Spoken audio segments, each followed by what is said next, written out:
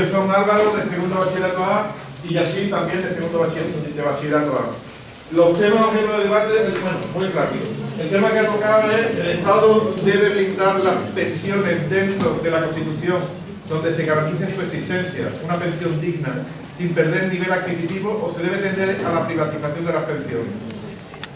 Después del sorteo, en primer lugar toma la palabra Álvaro, y la postura que le ha tocado defender es que el Estado debe blindar las pensiones dentro de la Constitución. Y le sigue Yacine, y la postura que debe defender es que se debe tender a la privatización de las pensiones. Hoy el tribunal que tenemos aquí está compuesto por Chon como presidenta, Leo como secretaria, y hoy como vocal tenemos a María Isabel García, que viene en representación de la AMPA del Instituto San Fernando, ¿no? Algunos la recordaré porque ya el año pasado también estuvo participando en esta competición. Empezamos rápidamente. Bueno, buenos días, mi nombre es Álvaro Díaz y quería lanzaros antes de empezar una pregunta.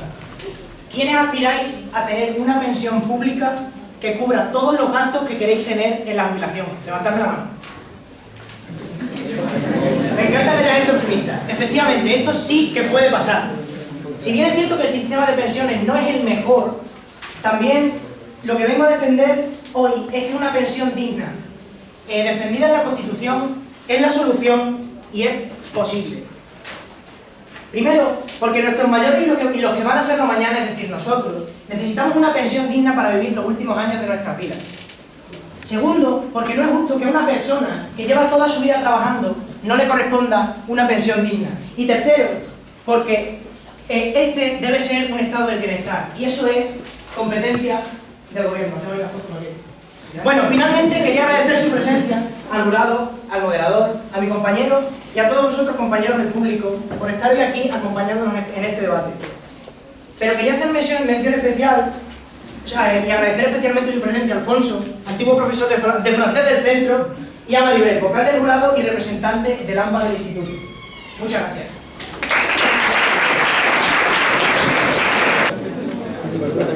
Si dentro de 30 años no hay 2 jóvenes trabajando para mantener a cada jubilado, va a haber una seria catástrofe en el futuro, o por el contrario los robots harán. Esto lo decía el famoso político Santiago Carrillo, y lo que quiere decir esto es que en la actualidad, en el estado en el que vivimos actualmente, hay un serio problema, y es que la longevidad ha aumentado muchísimo más, mientras que la natalidad, al contrario, ha bajado. Esto invierte la pirámide social, lo que hace que no podamos seguir manteniendo este sistema de pensiones. Buenos días a todos, soy Yacine Abufari, segundo bachillerato A. Muchas gracias al jurado, a vosotros que estáis aquí presentes, al moderador y a mi compañero, obviamente. Y hoy vengo a defender mi posición, es que sí, se deben privatizar las pensiones porque el actual sistema de pensiones en el que todos vivimos ya no es capaz de brindarnos esa pensión digna de la que hablaba mi compañero. Es que cuando hay un fallo en el modo de gobierno, es decir, ya no hay medios, ya no hay dinero para pagar las pensiones suficientes, hay que cambiarlo. Y la privatización es la solución a este dilema. Como te había dicho antes, la longevidad ha aumentado y la natalidad ha disminuido. ¿Qué produce esto? Que ya no haya tantos jóvenes para mantener a los pensionistas. ¿El Estado qué puede hacer ante esta situación? Privatizarlo de modo que ya el sistema económico se encargue de que haya unas pensiones dignas dependiendo del trabajo que tenga el pensionista. Muchas gracias.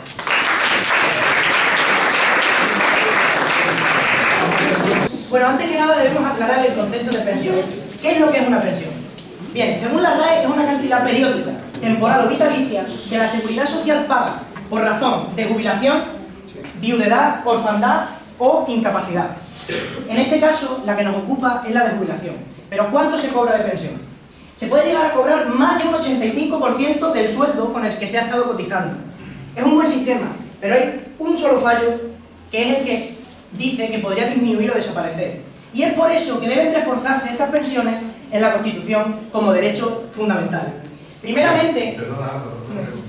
Pero en la actualidad vivimos un momento en el que las pensiones no son dignas, como tú decías al principio, y la Constitución... Tienes que formular una pregunta clara, directa y suelta. ¿Cuál es tu respuesta ante esta ineficacia del Estado?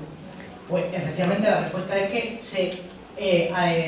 se promulgue en la Constitución que estas pensiones dignas sean un derecho fundamental, ya que así podríamos asegurarlas. Bueno, primeramente debemos aclarar que las pensiones sí que están contempladas en la Constitución, en el artículo 50. Sin embargo, estas son conocidas como derechos de prestación, con lo que no se garantiza completamente su cumplimiento. Esto, lo que quiero defender es que debería de reforzarse, ya que las pensiones son fundamentales tras la jubilación, periodo en el que de hecho vivimos más de 18 años según el Instituto Nacional de Estadística, más de un cuarto de nuestra vida. Juan Manuel Herreros López, doctor en Derecho y profesor de la UDIMA, afirmó en una entrevista que el pagar una pensión a personas mayores puede estar condicionado por las capacidades económicas del Estado. Y de hecho sí que lo está. Pero es por eso que es importante garantizar que exista, pues de otra manera, quizás para cuando queramos jubilarnos la pensión no sea como tal.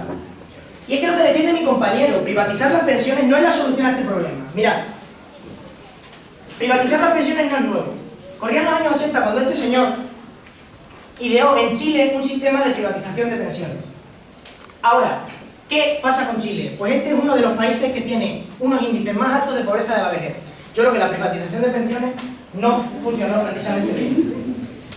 Además, esto pasa también en Estados Unidos, donde por mucho que las grandes empresas quieran maquillarla, existe también. Se debe... Gracias.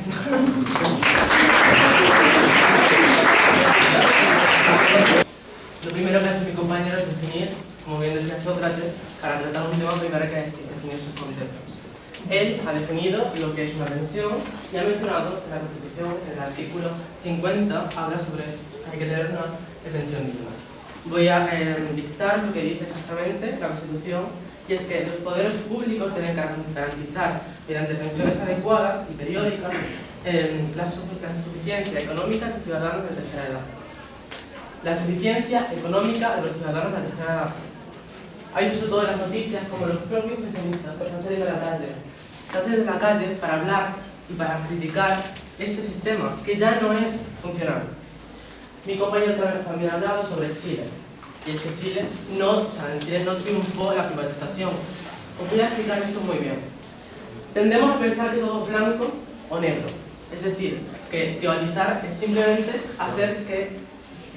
Dice que en Chile no funciona la privatización. ¿En Estados Unidos está funcionando también la privatización? En Estados Unidos tampoco está funcionando. Y es que el problema de Estados Unidos es que ha privatizado las pensiones, pero no ha desarrollado un sistema complementario. Y os voy a decir qué es lo que la teoría de la privatización realmente dice. Y es que debemos privatizar las pensiones, pero al mismo tiempo debemos bajar los impuestos, puesto que todos nosotros pagamos unos impuestos para nuestra pensión. Puesto que no tenemos una pensión digna, debemos bajar los impuestos dirigidos a esa pensión futura. Además de eso, si tenemos en cuenta que el privatizarlo haría que el propio mercado se regulase a sí mismo, de manera que cada persona recibiese esa cantidad necesaria para su pensión y para una vida digna. Ha dicho mi compañero también que debemos mantener la Constitución, el artículo de la Constitución que dice que hay que mantenerlas reguladas y mantenerlas también blindadas. No obstante, ya desde el principio que la Constitución dice que debe ser una pensión digna.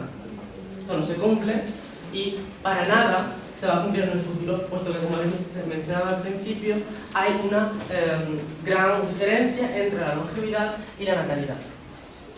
Por si eso fuese poco, la privatización no solo supone un fondo, la privatización supone un fondo individual, de tal manera que cada persona trabajando paga una parte de sus ganancias.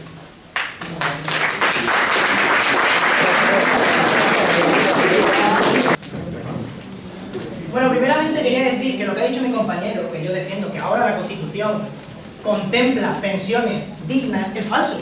Yo no he defendido eso, yo digo que debería de contemplar. Que sí, que la sociedad está envejeciendo como consecuencia del baby boom de los 60 y los 70, pero eso no tiene por qué suponer que las pensiones bajen. La solución pasa por dotar de más recursos a la seguridad social. Y es posible, que me dirá mi compañero, que entonces sea el momento de replantearnos la solidaridad intergeneracional que tenemos en nuestro país. Que sí, que quizás repercutirían los impuestos, pero sería insignificante.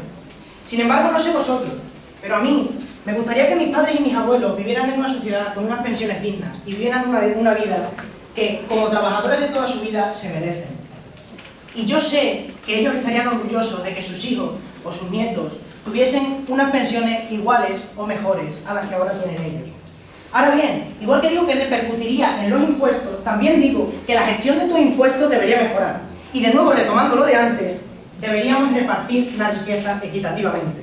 De este modo, no solamente ganarían nuestros mayores, ganaríamos todos, nosotros, nuestros mayores y nuestros más mayores. Además, también del Estado, que se vería reforzado con una ligera subida de impuestos. Muchas gracias. Lo que defiende mi compañero es una teología idealista, de que supuestamente deberíamos tener una pensión digna aunque no es así. Os voy a decir la cruda verdad. Todos nosotros, todos nuestros padres, están pagando parte de sus impuestos para conseguir una pensión digna. Al final esto no se consigue. La solución a esto, he dicho antes, que es la privatización. Pero es que el Estado no ofrece. Sí. ¿Me puedes decir si ahora mismo funcionan bien los planes de pensiones que tú estás defendiendo con la privatización? No, porque no se está desarrollando, como yo he dicho,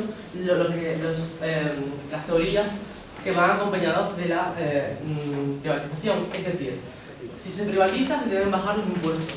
Al mismo tiempo, se debe permitir que la propia empresa tenga los derechos para organizar esa privatización.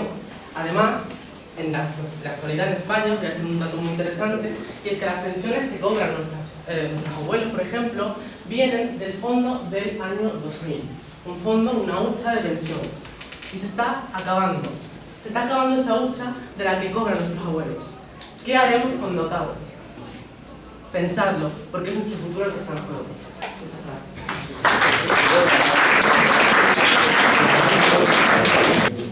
Las pensiones deberían ser reforzadas en la Constitución como derecho fundamental, y así os lo he argumentado durante mi exposición. Lo que defiende mi compañero, la privatización de las pensiones, no es la solución al problema que estas planteas, y ha quedado claro que tampoco es buena idea. Ahí tenéis el ejemplo de Chile o el de Estados Unidos. Demos pasos hacia el futuro, y no los demos hacia el pasado. No hagamos las historias de la tercera edad un final, hagámoslas un principio. No seamos los que cortan las alas de nuestros abuelos, hagámosles volar como nos gustaría volar a nosotros. Hagamos que sean historias de las que nos sintamos orgullosos, que sean el principio de ese libro en blanco de aventuras. Érase una vez, un nuevo comienzo. Muchas gracias.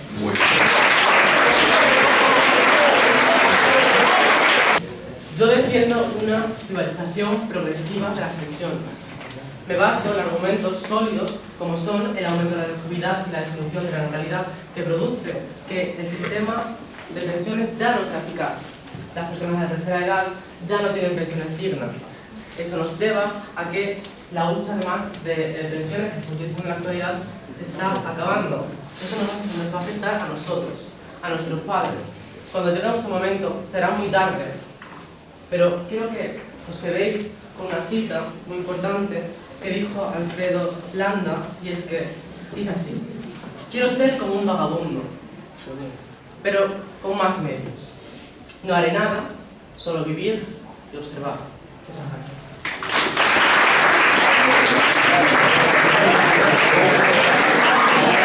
Una de las cosas más importantes cuando uno habla en público es coger tu estilo en la oratoria.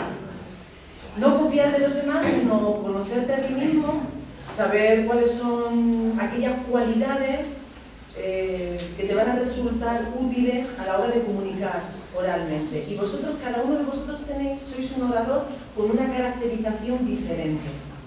Eso sí que lo hemos visto, porque sois personalidades seguramente diferentes, y eso sí que lo hemos visto.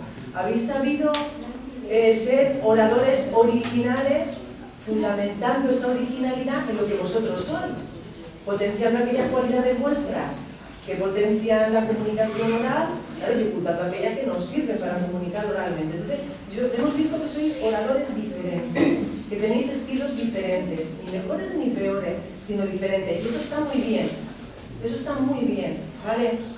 Después, la diferencia fundamental no es en el contenido, en la comunicación, en la coherencia, en la variedad de argumentos, en la preparación y el trabajo, que estimamos que eso es igual, más o menos, sino que la diferenciación va a ser en la puesta en escena. Pero no porque uno sea mejor orador que otro, ¿vale?